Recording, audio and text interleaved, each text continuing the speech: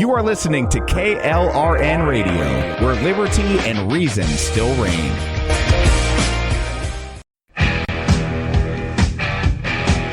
KLRN Radio has advertising rates available. We have rates to fit almost any budget. Contact us at advertising@klrnradio.com.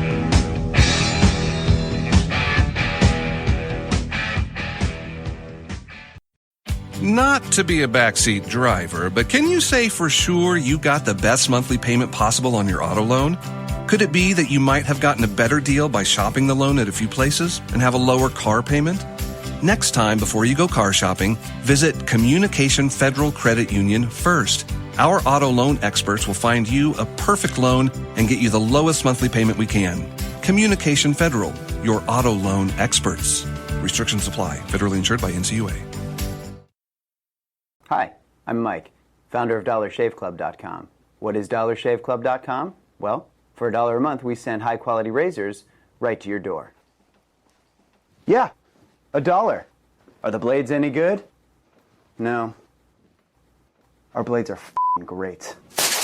Each razor has stainless steel blades, an aloe vera lubricating strip, and a pivot head. It's so gentle a toddler could use it.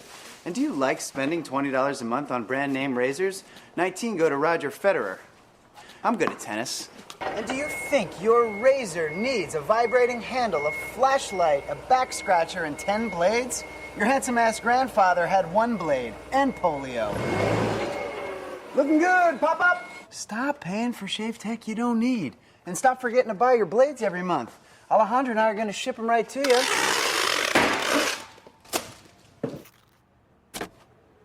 We're not just selling razors, we're also making new jobs. Alejandro, what were you doing last month? Not working. What are you doing now? Working. I'm no Vanderbilt, but this train makes hay.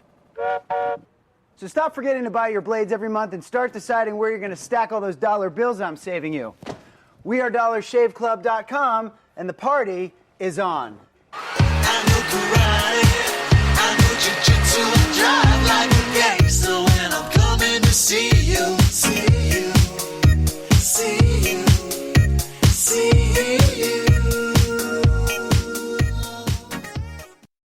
Hi, everyone. This is JJ, the co-founder of Good Pods. If you haven't heard of it yet, Good Pods is like Goodreads or Instagram, but for podcasts. It's new, it's social, it's different, and it's growing really fast. There are more than 2 million podcasts, and we know that it is impossible to figure out what to listen to. On Good Pods, you follow your friends and podcasters to see what they like. That is the #1 way to discover new shows and episodes. You can find Good Pods on the web or download the app. Happy listening. The following program contains coarse language and adult themes. Listener discretion is advised.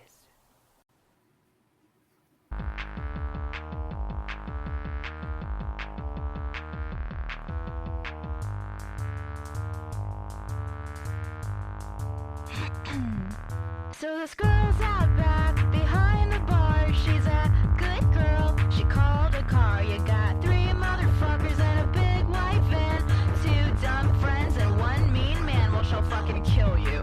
She wins every fight. She's gonna rock your shit by the end of the night. And the only advantage that a killer has is they think they have the right. I listen to a lot. Welcome, all you KLRN radio friends, family, and freaks. Thank you for tuning in to episode number 2 of the Talk Murder to Me. I am your co-host, Daniel, and sitting across from me is my better half, the hostess with the mostest, the lovely and talented Miss Laura. Hey, y'all. I know you all know me already, but yes, this is episode 2, and we will be discussing Jeffrey Dahmer, so we'll just actually jump right in because there's a lot to discuss here. So this is Jeffrey Lionel Dahmer, the monster of Milwaukee. And we also have Rick in with us, sitting in as producer. And we've got Amy Curtis in, too, because she's got some really interesting stuff to bring in here in a little bit. Very, very cool. It's always good to have Rick with us. We couldn't do it without him, and I'm excited to talk to and listen to what Amy has to share with us. It's going to be a great take, and I think it's one that probably has not been shared before. As popular not that I've ever heard. As popular as Dahmer is, I've never had this type of insight before, so I'm looking forward to that. So tonight, she mentioned we're going to hit on Jeffrey Dahmer, and actually, you can thank Dahmer, post-mortem, obviously, for being the one that sparked the interest and really set things off in Laura here when it comes to really anything macabre, but especially with the serial killers and that kind of fascination and her hobby. Everything true crime. It all started pretty young for you with Jeffrey Dahmer. So if you don't mind, talk murder to me, please.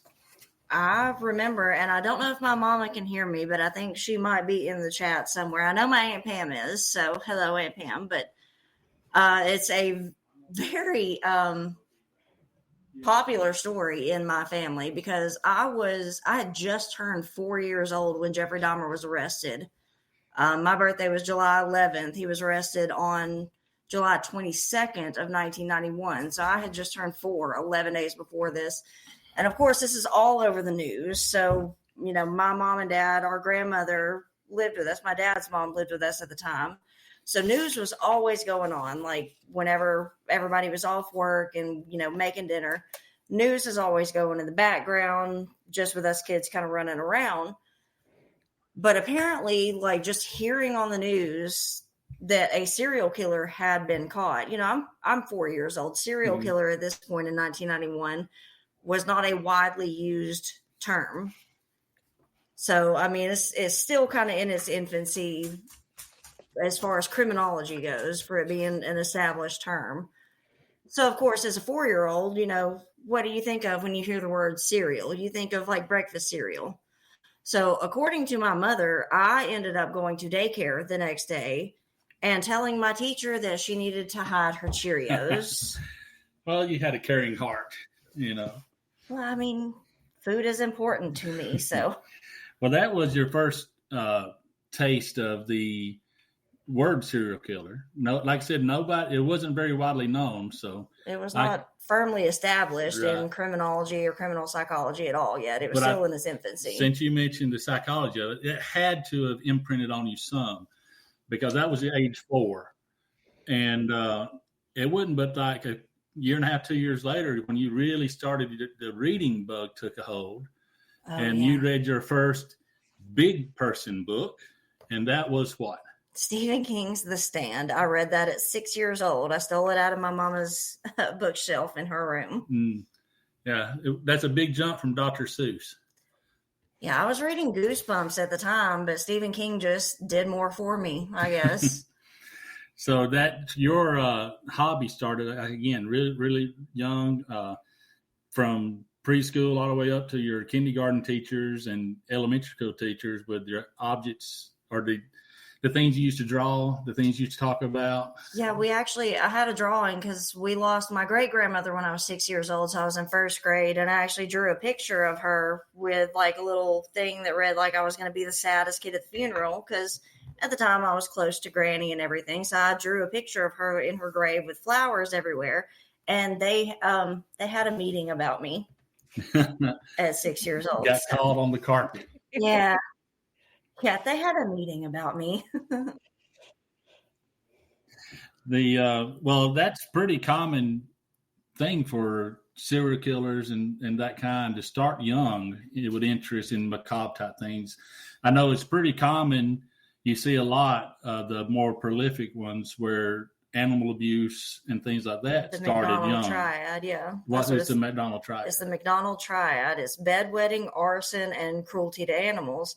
But what's interesting is Jeffrey Dahmer actually doesn't fit into really any of these three categories. He kind of broke the mold a little bit. Now, I fit 2 of the 3. I'm not going to say which 2, but, I'm pretty close. The Chad is going to go nuts now. So, but yeah, Dahmer was unique because he didn't actually hurt the animals. He didn't kill anything like that, but he was very interested in the roadkill, the corpses, especially the insides of them. So he had a fascination with that, which his father, he found that out His father was an analytical chemist and a researcher, so his father was a scientist to begin with. And actually, he dabbled in taxidermy too, which kind of fed into, like, him, Dahmer and his dad would do that together sometimes. But when it took more hold of Dahmer, like, he actually started hiding. Like with any addiction, you know, the addict tries to hide how addicted they are to it. So he had this little spot out in the woods that he'd take these animal corpses to and do what he wanted with them. Yeah, now me and my dad built model cars together. Yeah, a little bit different. A little bit different. I mean, you're taking parts and putting them back together in taxidermy, but it's and that actually, I think that goes back to my fascination with it, because I also like to pick people apart, just not in the same way at all. It's definitely more the psychological, because it's not the who, what, when, where, and why, or how they did it. It's more of the why did they do it? What drives a person to hurt people like this? Like what's the driving force there? That's always been my fascination with it. So I know, like Andrew and all them, they always tease me about like being a budding serial killer and everything, but I'm probably the safest person you could ever be around. Yeah, you've not started it yet, so yet. I mean, if we're talking Lucky Charms, I'm sure there's a problem. Oh wait, my bad. The funny thing, you don't really eat much cereal. I'm the cereal eater. That's not. I say you like Cheerios, though. I have a very childish taste when it comes to cereal. Cheerios is the only way to go. But as Dahmer got older, like she was saying, he realized with the animal corpses, he started hiding them. He had his own little shed or something, I believe. I think he just kind of hid them in the woods or something together just to kind of have shelter and everything. Yeah, but he really started having those much more intense interest than even what his father was aware of. He had actually said in some interview somewhere, I can't remember where, but his fixation, he did like to dismember the animals that he found. Again, he was not killing the animals. No. He only found them after they were already dead. Mm-hmm. But he would take them apart, and he said that he actually did have a fascination with the color and the texture, the feel of the innards, basically, the entrails. Mm-hmm. And that's kind of where that fixation started with him as a very young child. Now, as he grew older and started into teenage years, of course, puberty hits, the hormone starts changing, and his interest started changing as well. Yeah, we actually went to a lecture back in April from this forensic psychologist. I guess Evolving is a good name. Yeah, Evolving is perfect. But this forensic psychologist that we went and saw a lecture with just a couple of months ago, she has this formula for serial killers, and it's 9 points. But the first point is genetics, which his mom, Jeffrey Dahmer's mother, was allegedly on major antipsychotic and psychiatric drugs while she was still pregnant with him. And Lionel Dahmer, the father, in his autobiography, wrote that even when Dahmer was a newborn and everything, even an infant, she wouldn't comfort him at all because she was too afraid of catching some kind of virus or some other communicable disease. So she would just leave him there to cry. But then that goes into points 2 and 3, which are the mother and the father. So obviously mom had psychiatric issues. Dad, even in the book that he wrote, said that he was emotionally absent. He just was not around. Him and the mom did not get along at all. They fought all the time. So he was physically absent from the home quite often too, which of course ties in with point 4 is the home life. I mean, Dahmer grew up with his parents basically hating each other, fighting all the time. Then his younger brother David is born, and the mother and father actually kind of dote on David. They give him the attention that Dahmer was always lacking, I guess, for lack of a better term for that. He just never had it from them. But then young childhood, the formative kind of years, like ages 3 to 5, is when something called a paraphilia starts to happen. It's when these fixations that a child has, whatever their core interests are, it becomes something completely different. And in psychology, paraphilia is a condition in which a person's sexual arousal and gratification depend on fantasizing about engaging in a sexual behavior that is atypical and extreme. But it's only considered a disorder when it causes distress or threatens to harm someone else. So it usually centers around a specific object, like children, animals, underwear, etc. Jerry Brudos was the shoe fetish killer. Mm-hmm. His fixation started with women's high-heeled shoes. That was his paraphilia that started very early. Dahmer's was, again, the dead things, the unconscious things, taking them apart. So that was not only the object, but the behavior, kind of like inflicting pain, exposing themselves, things like that. And Dahmer actually did get arrested at a state fair for exposing himself in public. So that kind of ties in there too. But it is distinguished by just a severe preoccupation with the object or behavior to the point of being dependent on it for sexual gratification, which that came in after puberty, which is later on down the line. But the fifth point on this psychologist list is a brain injury. And Jeffrey Dahmer, it either could have been caused by the medications that his mother was on while he was still in utero, or he actually did have, his father said that he did suffer a head injury when he was younger. So somehow, some way that might have contributed to the damage that neuroscientists see with serial killers, that their prefrontal cortex is abnormal compared to like someone like me or Daniel or like Rick or Amy or something like that. Something has happened to damage that development of that section of the brain, which is more responsible for impulse control than a lot of things. And then there's the bullying, which we know often kind of coincides. A lot of serial killers talk about being bullied when they were younger, but Jeffrey Dahmer turned that. He learned how to kind of deal with people. He learned how to make them kind of like him, that he would come off as, well, in this case, in school, it didn't come off as normal. He was a class clown. He would do these outrageous things just to get people to laugh and like him, but they still thought he was very weird for it. A lot of that was uncomfortable laughter. Right? Yeah, like everybody would kind of watch him. Like, I mean, everybody's seen the Netflix show with Evan Peters and everything, where he kind of jumps in the fountain at the mall and starts acting crazy and doing all this other wild stuff. And if you haven't seen that, it's on Netflix. It's easy to find. It's actually really good.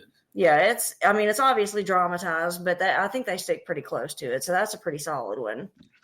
But then point 8, we get into ages 8 to 11 and into puberty, which is when he started with the roadkill and the taxidermy stuff, moving into his teenage years. Yeah, and his hormones actually ties in with the puberty thing, because we all remember being teenage kids. Hormones are out of control. That's when like sexual desires and sexual thoughts really start taking hold. Right. But for him, with the fixations that he already had, it turned into a paraphilia. Right. And when his puberty started hitting strong at ages, 15 or 16? 15, according to him. You could tell a intense shift. And we can actually go to cut 1 for that in his own words. Yep.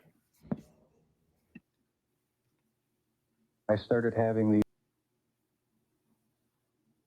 these obsessive thoughts when I was about 15 and 16, and they got worse and worse. What were your fantasies about? They were sexual fantasies of control, power, complete dominance. They became reality. Was there pleasure in that fantasy? There was excitement, fear, pleasure, all mixed together. Yeah, you can hear him talking there where he's basically given almost a definition of the paraphilia that was in his own life and his own times. And like I said, he was evolving from the roadkill into something more dark, something more intense, something that the roadkill and animals would no longer satisfy. And, as you young man, young woman, you start realizing and noticing other people in a sexual way, And he had noticed, Dahmer had noticed this jogger had run by his house on his way in the mornings, I believe it was. He was seeing this jogger go by. And his desires fixated on him. And it was completely sexual. It was a fantasy that he was building. And that's jogger. Do we know the jogger's name? I'm sure I probably have it somewhere, but I don't know it right off the top of my head here. Well, anyways, he becomes fixated on this jogger. Yeah, he starts fantasizing. And keep in mind, his fantasies at this point had not escalated into any of the murders yet. Mm-mm. His fantasy was to somehow render this jogger unconscious, drag his body off into the brush, which is where Jeffrey would sit every day and watch him. Yeah. Drag him off where it was a little more secluded, sexually assault him, and then just kind of leave him there. Yeah. And he actually had this planned out, but the specific day that he planned to do it, he was there, he was in the bush, he was waiting.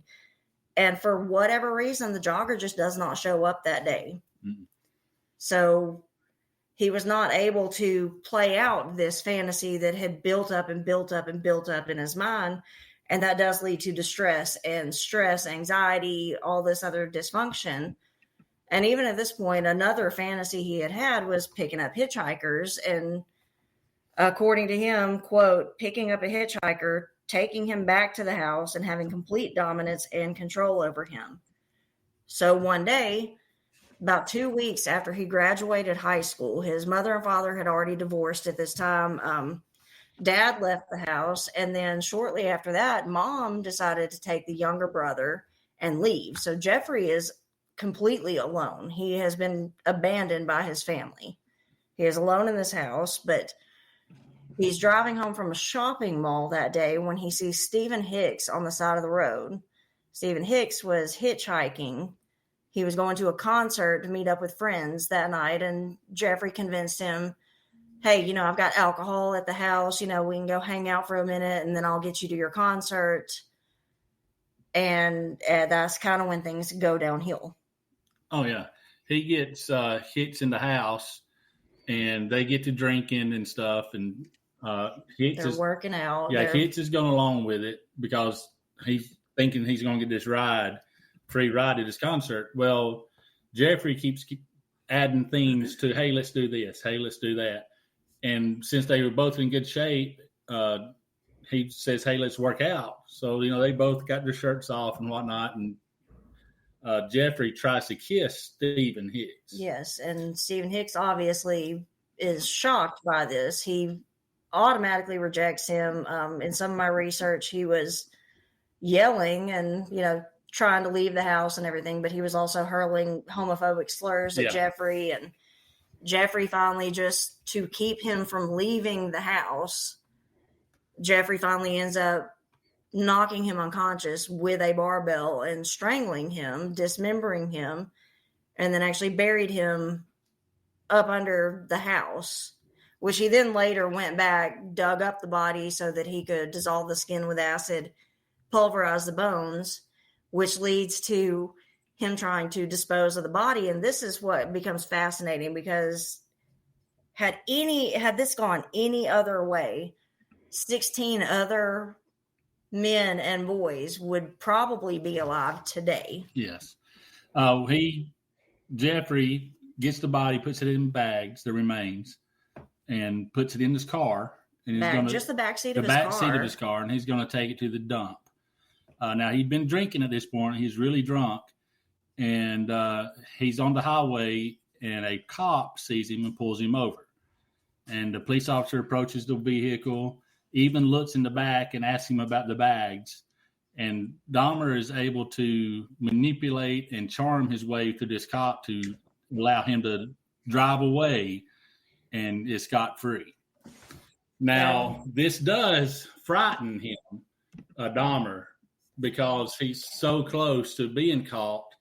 Then it like I won't say it shocks any kind of sense into him. It spooks him, so. But it definitely scares him enough that it actually begins a 9-year break with where Dahmer does no kind of killing, at least. He does some bad things, but does no killing. And during this 9-year break, he does wind up going to college, but was immediately flunks out or gets kicked out. Basically, he drops out because he was drunk all the time. Yeah. So he drops out before he's kicked out. He comes home. His dad talks him into joining the Army, and this was in 78? January 79. 1979. He joins the Army, and he gets stationed in West Germany as a combat medic. But then again, he has some issues with drinking. Stays heavy. I mean, that started in high school. Yeah. So after his parents' divorce. And that winds up getting him a discharge from the Army, an honorable one, surprisingly. Because no one in charge felt that his drinking would hinder his civilian life, so they didn't want to have that black mark on his record. So they honorably discharged him from the military in March of 81, which I think is when he moves in with his grandmother at this point. And all during this time, since he killed Stephen Hicks, he is doing his level best to get control of his urges, of his obsession and his fixation and his fantasies. He goes so far as stealing a mannequin from a department store. He waits in the department store until they close, steals a mannequin, takes it back home, and his grandmother tells his father about all of this. And there was actually another close call later on when he still lived with his grandmother. But where are we at, babe? The close call with your grandmother's house? You're talking about the guy with the coffee? Oh, well, that was, he was still going to the bars. He was still going to the bathhouses at this point. Well, hold on a second. Let's back up for a second. So he moves in with his grandmother to Milwaukee, and he's doing his level best to play it cool, to be a normal guy, to not raise any suspicions, and to live a normal life the best he can. So he was making a valiant effort to seem normal. And Amy here, if she's ready, I know we've been talking for most of the show, but if she wants to share her experiences. I say this is how people like Dahmer, the outdated terms are psychopaths or sociopaths, but that falls under the banner of antisocial personality disorder now. And these people can actually read the cues off of other people, so they kind of know how to react and play off of somebody else so that they seem very normal, they seem very sane, they seem safe. And so this is where Amy comes in, because when she told me about this, I was just shocked because I've never known anybody that was actually this close to a case before. No. Yeah, hi. Thanks so much for having me on. I really appreciate it. It's been a fascinating discussion. I have lived in the Milwaukee area my entire life. I was a little bit older than you when the Dahmer story broke. I was 8. But it's next to Baby Jessica in the Well. It's like the first news story I remember being very much aware of and very much interested in, even though I don't know why my parents let an 8-year-old listen to the Jeffrey Dahmer case, but it was in literally like our backyard. And it wasn't until years later when I met my now ex-husband that he mentioned to me when he was going to college and working in downtown Milwaukee, he would ride the bus with Jeffrey Dahmer on a regular basis, enough so that when Dahmer was arrested and on the news, Dave recognized him.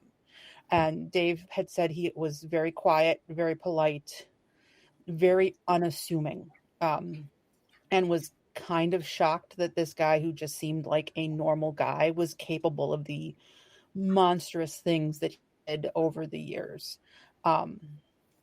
He didn't cause problems. He didn't act like he had compulsions or mental issues. He just was a nice guy on the bus because he used to work at a place called Ambrosia Chocolate. The factory was in downtown Milwaukee. It is no longer there. And just was a normal guy. And that is so both fascinating and terrifying to me, because a lot of what Dahmer did, and I watched some of the Netflix series, I didn't get to finish it, was just, he had a very good way of persuading people to doing what he wanted to do. You had mentioned earlier the indecent exposure charge that he got arrested on at the state fair. in reading and researching for this, he had actually convinced the judge that, oh, this is a wake-up call. I'm going to turn my life around. And that's how he ended up getting a year of probation for those charges. So he was a clever and smart person, but also very, very diabolical. Yeah, and that's how most of them are. I mean, they know how to hide it, and they know that they're supposed to, because even they know that it's not normal. It is very atypical. It's unhealthy. I mean, they know all this stuff, but yeah, I mean, that had to be just a huge shock. I mean, somebody you see all the time riding your bus, and like you said, that's terrifying, because even when I was younger, that changed the way that I saw people around me. Like even at the grocery store, you never know who you're going to walk right by, and you just have no idea what's going on in their personal life. I could just imagine being on the bus in an enclosed space that close to somebody like Jeffrey Dahmer. Even after all that was done, I couldn't help but think every time I'm on a plane or train, is there another one on here with me? Which one would it be?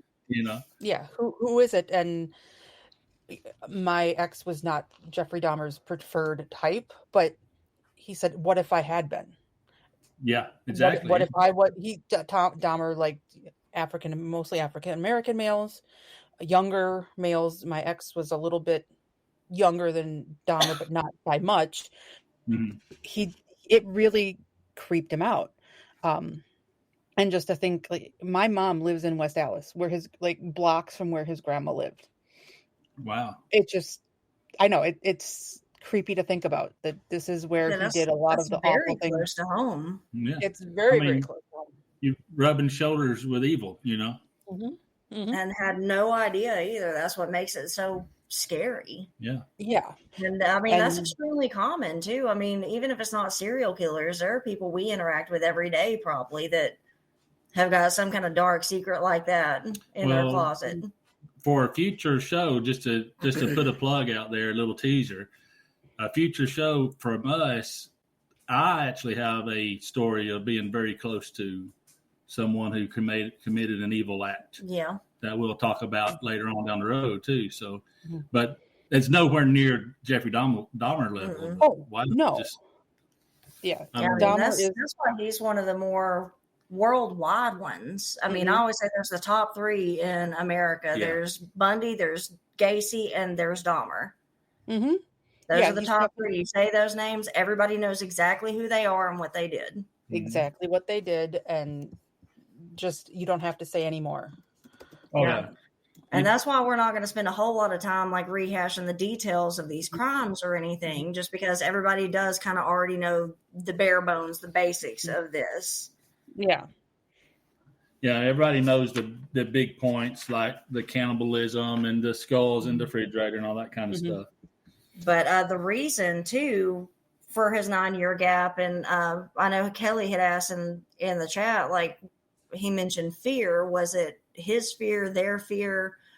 I think he did definitely stop because he was spooked by getting pulled over by the cop. Let me interject here, Amy. When your husband was on the bus, what years was this?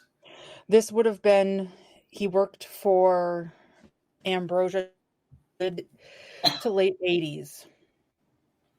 So probably around the time of that second killing in 87 is so he kind of was that same period.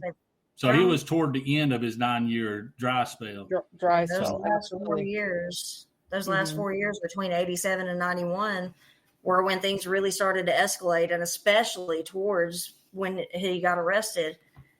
I mean, there were only like days between some of the murders because he was evolving so rapidly. Yeah, it kind of like he had it under control, and then it erupted like almost like a volcano of just this illusion that he had. I think living with his grandmother actually kind of did help him have some kind of stability. But, and we'll go to cut 2 here, Rick, when he actually tells us why he stopped for 9 years. What happened to you in the 9 years in between that you were able to stop, that you were able to control yourself? It just wasn't an opportunity to fully express what I wanted to do. There was just not the physical opportunity to do it then. Yeah, see, even in his own words there, I mean, obviously living with his grandmother, and now there's a witness in the house, and he actually cared for his grandmother, so he didn't want any kind of negative attention on her. He didn't want to cause her any distress. So he genuinely didn't have the opportunity. In this time, he was still going to the bathhouses. He was still going to the nightclubs. He was actually, I think, kicked out of the bathhouses due to an incident with a man that he had picked up, and they went into one of the private rooms. And I cannot remember, I want to say that man did die, and that's why they kicked him out, but it was ruled like an accidental overdose because part of Jeffrey's ritual, because every killer has this specific, it goes back to the paraphilia. They have these specific things that they need to do in order to achieve the gratification that they're seeking. So Jeffrey Dahmer's ritual was very specific. He would drug the men first because part of his paraphilia was not necessarily the killing. He always said the killing was just a means to an end. He wanted to render them unconscious so that he could do whatever he wanted with them. They could not make any demands of him. Like, they didn't expect anything from him. He had complete control over them. But we'll go to cut 3 now so you can actually hear it again in his own words. Before you went out to pick up the man, was there any kind of ritual you went through? I'd go to the nightclubs, drink, watch the striptease shows, and if I didn't meet anyone at the bars, I'd go to the bath clubs and meet someone there, offer them money, and we'd go back to the apartment, have a few drinks. I'd have the sleeping pill mixture already prepared. Person would drink it, fall asleep, and that's when they would be strangled.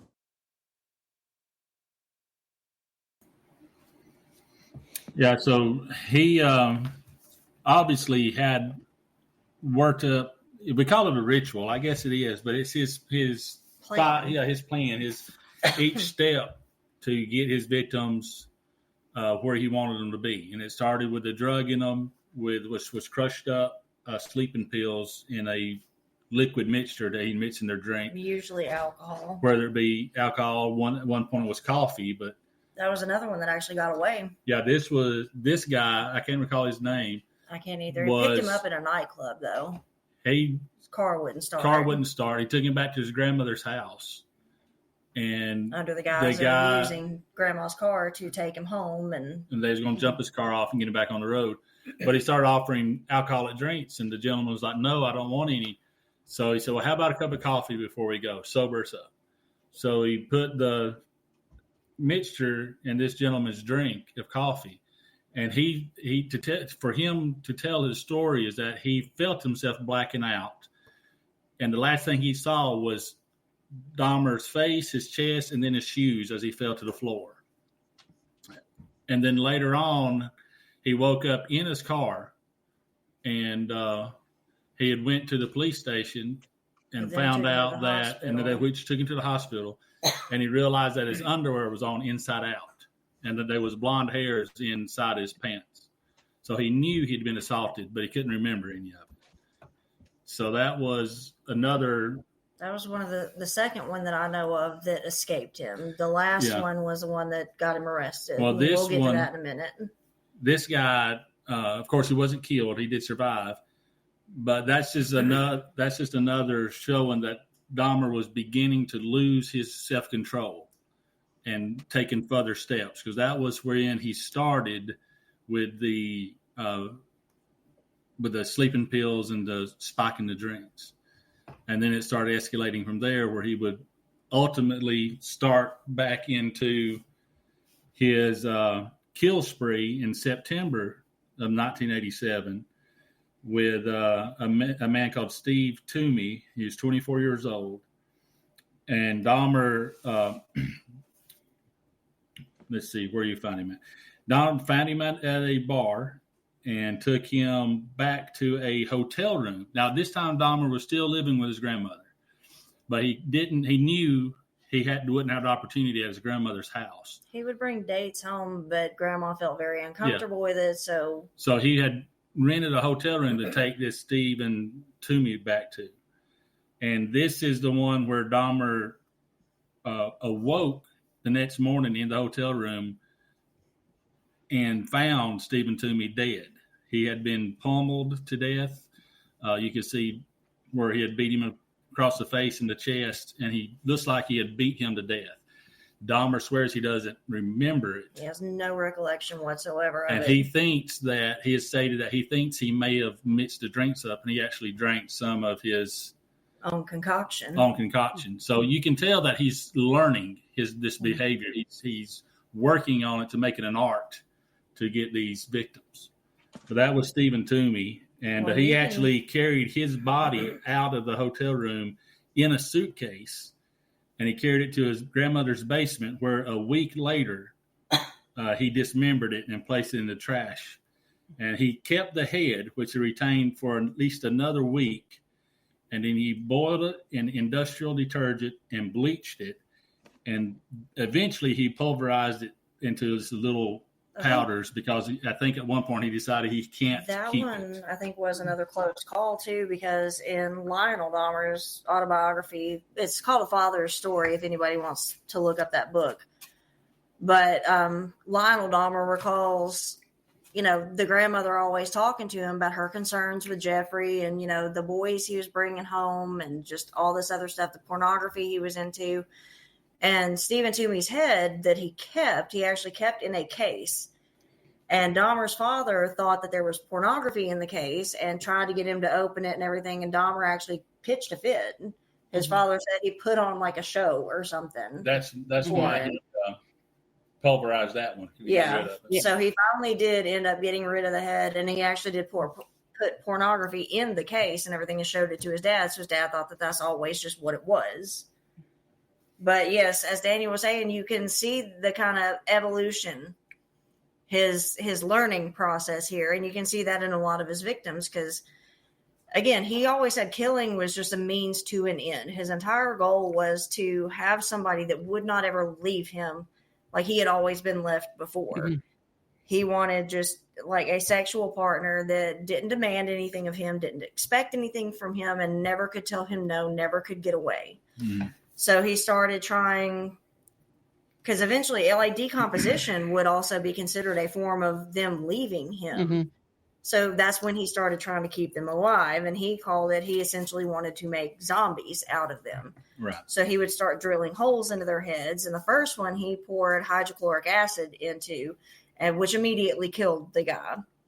So after that, he started diluting the acid, which seemed to last for a little while, but they always ended up dying. Then he reverted to hot water, which had the same effect. They would live for a little while, but it always ended up killing them. Mm-hmm. So you see this evolution, his learning process here, as he slowly devolves and starts killing more rapidly with like less time in between abductions and kills. Right. Mm-hmm. Yeah, and it also shows an intent and a methodical approach to doing this, and not a person who was unhinged or in the throes of insanity. He knew what he was doing, and he knew how to perfect it, and it was definitely an intentional thing. Yeah, absolutely. And he was so charming with people. Like, nobody ever really suspected anything like that. They knew he was odd. They knew he had his problems, but nobody ever suspected something like that. I don't remember which victim it was, because you had mentioned him working at the Ambrosia chocolate factory, that he actually was carrying a head and kept it in his locker. In a bag or some sort of a carry-all, and he would carry it into the factory and put it in his locker, and it would just stay there all day. Yeah, because so there was probably times when your husband's on that bus, if he saw him with a carrying that case he could have been carrying that head right there with it. Yeah, and that was Sears. Anthony Sears was the victim. It was Sears. Okay. That he carried. Yeah. And it's completely possible. And I wish that my ex was still here to ask him that question. Yeah. That would have been in March of 89, Anthony 89. Sears, 24 years old. Yeah, that's that's beyond creepy. Like, I can't even imagine realizing it, especially after the arrest. Like, holy crap, that's the dude from the bus. Now, did your husband work at the chocolate factory? No, he was going to UW Milwaukee, which was it's located just north of downtown Milwaukee, and then worked at various jobs downtown Milwaukee. My ex never drove a car, so he took the buses. Same bus route then. Same bus routes. Yep. I was wondering because I know there's different places in the chocolate factory where you'd work. Like some might go to janitorial, some may go to over here. I know Dahmer was in the fudge packing department. Oh shush! Why? Ouch! No, he definitely would not work in a factory. Yeah, but that's actually another example. He had several close calls like this. I mean, one of his victims, one of the 14-year-old boys, Conorak, when he killed Conorak was one that escaped as well. But Dahmer was still on probation for molesting Conorak's older brother. Yeah. Mm-hmm. And that was the biggest outrage, aside from the actual homicides, was what the Milwaukee police did. Pardon me for a second. Oh my God. Have you heard those 911 calls? Like when the neighbors are calling, one of the neighbors was like, how old was that boy? And they said, oh, it wasn't a boy. It was an adult. Yeah. And he clearly wasn't 14 years old. Yeah, he clearly wasn't. The police believed Dahmer, going back to his charming nature, that Conorak was his partner, and they just had he got away. And that was Conorak was drunk or he was stoned and they had a fight, and I'll just take him back home and get him sobered up. And and the police didn't bother to push it further, and there was a lot of heat on the Milwaukee Police Department for that, as there should have been. Yeah, rightly so. They could. I mean, I remember, like, it was 8, and that's the one name from the trial that I remember is Conorak Symphosympho, because he was a kid, and as a mom of a 14-year-old. It makes me sick to my heart to think about what his family went through and how the police could have overlooked this and not cared. Yeah, I mean, y'all know us. Our own daughter is just 14 now. So, I mean, it's just, we've seen the kids that she goes to school with. There's no way you can look at a 14-year-old boy and say, oh, yeah, that's an adult. Yeah, no, even my boys are actually tall. Yeah, I mean, they don't pass for adults. Sorry about my dog. No, it's okay. We have 4 of them. You're good. You had mentioned Conorak, and I can't pronounce his last name. You did a great job, but I know I'd butcher it. Yeah, we would butcher it, so we just stick to Conorak, basically. Well, no, he, like you said, he was on probation for Conorak's brother, molesting Conorak's brother, and he was 13-year-old at the time he was molested. Mm-hmm. Yeah. And what's amazing is, like, I know Dahmer was kicked out of his grandmother's house just days before. When he got kicked out of his grandmother's house, he moved into those apartments, which was the low income, like the Section 8 style is what I would call it. Which actually reminds me. But he moved into that, and just days later is when he got Keeson, Conorak's brother. And so as soon as he had the opportunity, he tried again. Yes. Yeah, he never tried really stopping at least that part of anything. The point when he moved out, I don't think he even tried to stop it. He had the opportunity. No. Yeah. I mean, nobody was, like you said, when he lived with his grandmother, he didn't have the physical opportunity. Once he was out of her house, he did. So he took advantage of that. And on a lighter note, now, when he got his own apartment, of course, it come with an apartment number and address. And when people say, hey, daughter or son, where would you like to go on vacation? Most says, ooh, Disney World. Or the beach or the mountains or something. Not my lovely little wife. Yeah, my mother, I remember her, I was about 9 years old at this time. And I remember it had to have been in the summer or something, because she was asking where we wanted to go on vacation that year, like if we wanted to go like Tennessee Aquarium or down to the beach or, you know, something like that. And I rattle off the address. I say, I want to go 924 North 25th Street, apartment 213. And she's looking at me like I'm crazy. She was like, you want to go to Wisconsin? She's like, why do you want to go to Wisconsin? I said, that's Jeffrey Dahmer's address.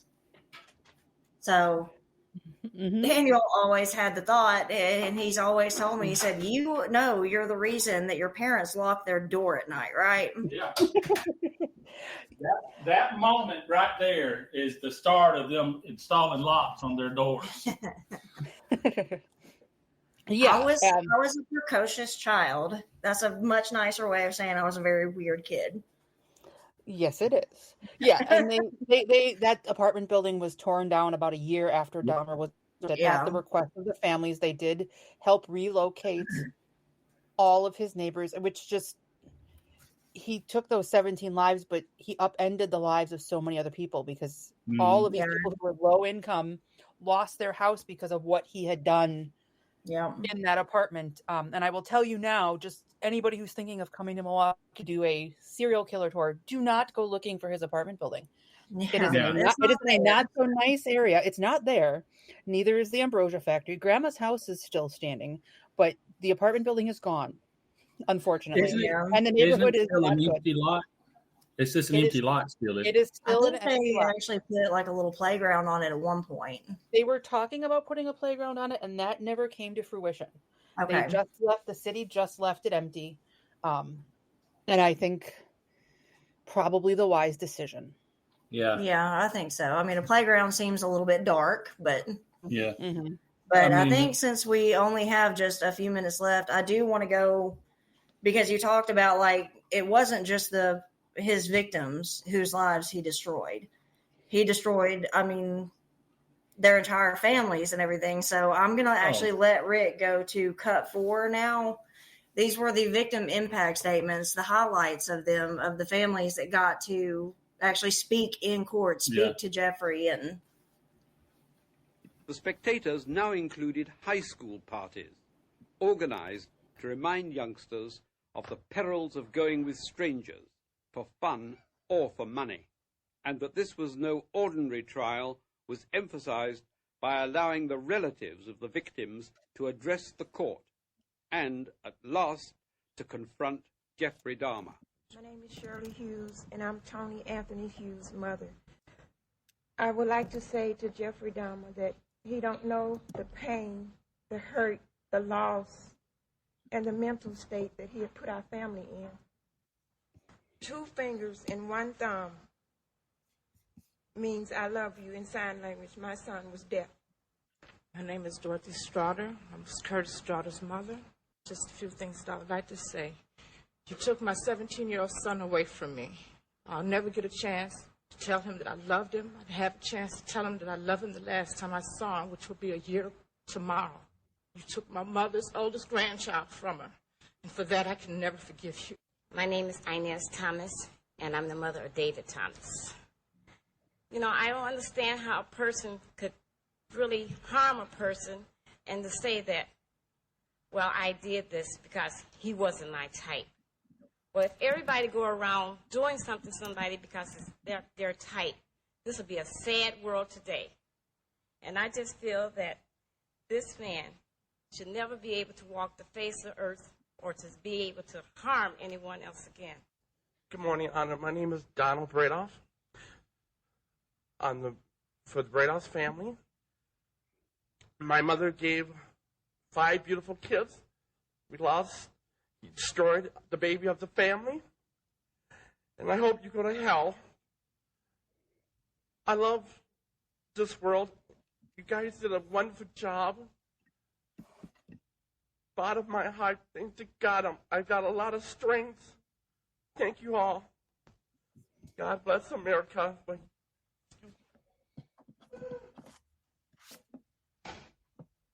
My name is Rita Isbell, and I'm the oldest sister of Errol Lindsay. Whatever your name is, Satan. I'm mad. This is how you act when you are out of control.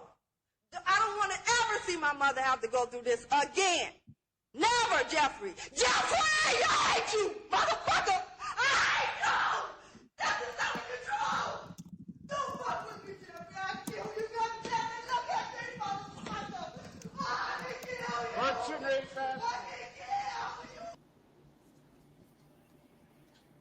man? There was another man, Ernest Miller's uncle, Stanley Miller, who was not featured in that clip, but he also took the stand during Dahmer's trial to confront him. His words, I'll just read them off to you. This is always the hardest part for me at the end of the show, so y'all just bear with me if I get choked up. Stanley Miller said, "You took his life like a thief in the night. Rather than facing him and letting him fight for the things he held most dear, you took the coward's way out. Did you ever stop to think that this is someone's son? Did you ever stop to think that this was someone's brother, nephew, uncle, cousin, grandson, or just someone's friend that's missing him dearly?" And like at the end of all of my episodes, we are going to take a moment to remember these people. They belonged to someone. They mattered. So this is a point of we're going to take a moment. We'll read off the names of the victims.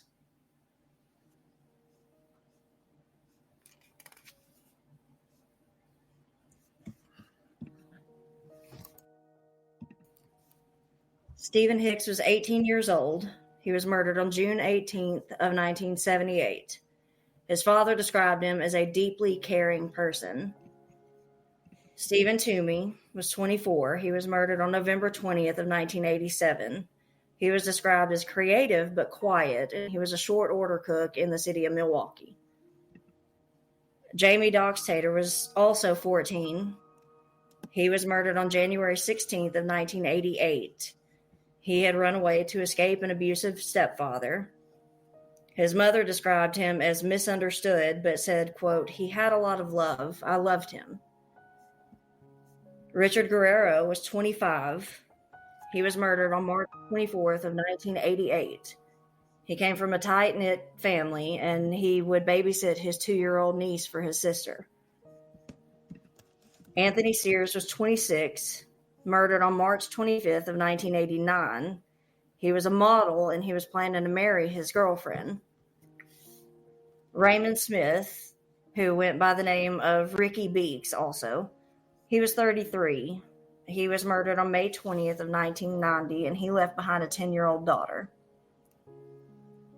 Edward W. Smith was 28. He was murdered June of 1990, and he had aspirations to become a model. Ernest Miller was 22. He was murdered in September of 1990. He was headed to college in Chicago and wanted to be a professional dancer. His aunt, Vivian Miller, said he was a talented dancer. He was singing and performing when he was younger and used to sing at church. David C. Thomas was 23. He was murdered on September 24th, 1990. He also left a 10-year-old child behind. Curtis Straughter was 18, murdered February 18th of 1991. He was a nursing assistant who was in the process of getting his GED, and he was also attending modeling school. Errol Lindsay was 19. He was murdered April 7th, 1991. He never got to meet his daughter and granddaughter. Rita, his sister, was the one that you just heard screaming at Dahmer in the clip that we played before. Anthony Tony Hughes was 31. He was murdered May 24th, 1991. He was deaf and mute. His mother described him as outgoing, jolly, happy, and he had a skill for making friends. Conrad was the other 14-year-old boy. He was murdered on May 27th of 1991. He was just a high school freshman. Matt Turner was 20, murdered on June 30th, 1991. He was described as a good kid, bright and articulate. Jeremiah Weinberger was 23, murdered on July 5th of 1991. Tim Gideon, his roommate, said he loved art and was very meticulous. He always dressed nice and always worried about what he wore and how he looked. Oliver Lacey was 23, and he was murdered on July 15th of 1991. And there's no known info, no family statements for him. Joseph Bradehoff, 25, was murdered July 19th of 1991, and there's also no info on him and no family statements that I could find in my research. Tracy Edwards would be Dahmer's last attempted victim. He was the one who escaped from Dahmer, managed to get outside and flag down a police car, which led to Dahmer's ultimate arrest. Yeah, that's something we always want to strive to do here on Talk Murder to Me is have the moment to put the spotlight back on the victims and the victims' families. Yeah, because this is not about the blood, the gore. This is not about the sensationalism. These were real people. They existed. They had families. They had loved ones. They mattered, and they need to be remembered. Yeah, as much as we're enthralled with the why and even the how, and sometimes we do need to remember that these were real people and they deserve to be remembered and honored. So we definitely want to thank Rick, of course, for all the hard work he's put behind the scenes. Again, we can't do this without him. He is awesome. We never would have been able to pull this off. I want to, applause to you, sir. And Amy, thank you for joining us tonight. I think we kind of took the lion's share of the time, and I apologize for that. I should have been more diligent in the beginning to give you more time to speak, and in the future, we'll make sure we allot more time for you guys. Oh, it was wonderful. I had a fantastic time. It was really interesting to listen to both of you. So thank you so much for having me on. It's been a while since I've done a podcast like this, so I'm really glad I got a chance to do that. Absolutely. Speaking of, Amy, I don't mean to ask this on the air, but did you ever shoot me that email? I did shoot you that email. I was waiting to hear back from you. I will send it again. I will have to go look because it just dawned on me that I never saw it. So, well, I'll let us close out here. So I want to say good night to all of our listeners, and I'm very thrilled for everybody that does tune in. So, and while we got you, Amy and Rick, also tell everybody where they can find you on social media and whatnots, and so people can look you up and give you all of us here are on X, obviously. Yeah. I'm Bumpstock Barbie. Daniel is Bumpstock Ken. You can find me on X at Ranty Amy Curtis, and I write as Amy Curtis over at Twitchy Team. So please check that out, and maybe eventually I will be joining the KLRN radio family. Oh no, you are. Awesome. I just dropped the ball. That's on me. Okay. I mean, you're already in our work chat, so that's I am. Given. Yeah. Anyway. Well, Rick, where can we find you too? Easier for me to tell you where not to find me. So social media at RowdyRick73 on pretty much every platform. The only one that's different is Insta, and that's at RowdyRick1973 because I got locked out of the original account and couldn't figure out how to get back in because I'm old and technology sometimes fails me. Monday through Friday, Rick Robinson Show, 3 p.m., 5 p.m. Eastern, except for one Monday out of the month. The first one I'm off because that's when I do kids' appointments, things like that. Then I produce for pretty much everything around here that's on the schedule other than 2 shows. So if you see a name up there, it's usually me somewhere. When I'm not producing, tomorrow night specifically will be the Jen and Rick Show, 10 p.m. Eastern, right here on KLR Radio, and now streaming on most social media platforms. By the way, you guys were on Rumble, Facebook, and Twitter all at the same time, too, in case you didn't know. Okay. And we were?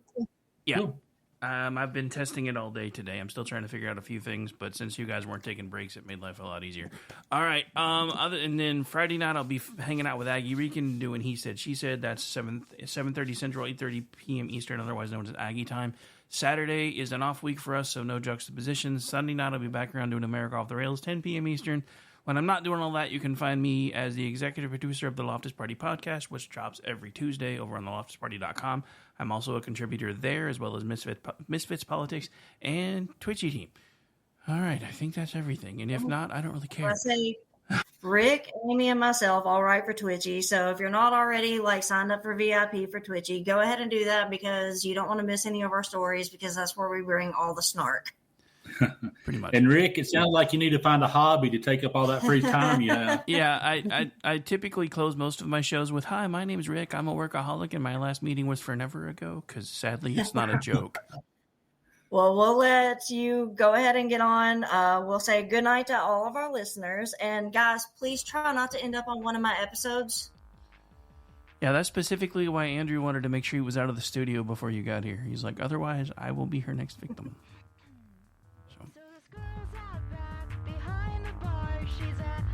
Ladies and gentlemen, programming note, there will not be a Rick and Morty tonight, so this concludes our broadcast day on KLRMradio.com. Don't forget, you can catch Richard Harden's God's Pure Word of Faith starting at 7 a.m. tomorrow, and I'll be back tomorrow afternoon. So have a great rest of your night. Chat Lives Matter, and Team No Pants represent. Bye, everybody. I listen to it